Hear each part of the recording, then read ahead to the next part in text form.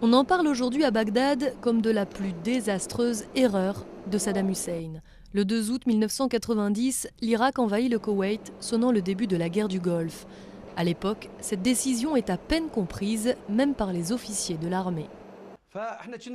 À ce moment-là, nous étions sûrs de perdre, mais personne n'osait le dire parce que nous étions sous les ordres des forces armées du leader.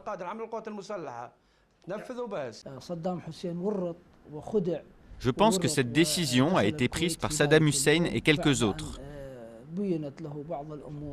qui étaient persuadés que les États-Unis n'interviendraient pas, puisque c'était une affaire entre pays arabes. Et bien sûr, Saddam Hussein s'est trompé. Suite à cette agression, les États-Unis lancent une riposte internationale qui boute les forces irakiennes hors de l'Émirat. Depuis, Bagdad ploie sous le poids des réparations de guerre. L'Irak a déjà versé plus de 30 milliards de dollars au Koweït en 20 ans et ce n'est pas fini. Entre les deux pays, tout est loin d'être réglé. La seule option pour l'Irak et le Koweït, c'est de négocier et résoudre les problèmes, notamment celui des compensations et celui des frontières. L'un des principaux points d'achoppement demeure le tracé des frontières maritimes par l'ONU en 1993, un tracé que Saddam Hussein avait accepté mais que le pouvoir actuel n'a toujours pas ratifié. Un dossier délicat que devra traiter en priorité le prochain gouvernement irakien quand il sera enfin nommé.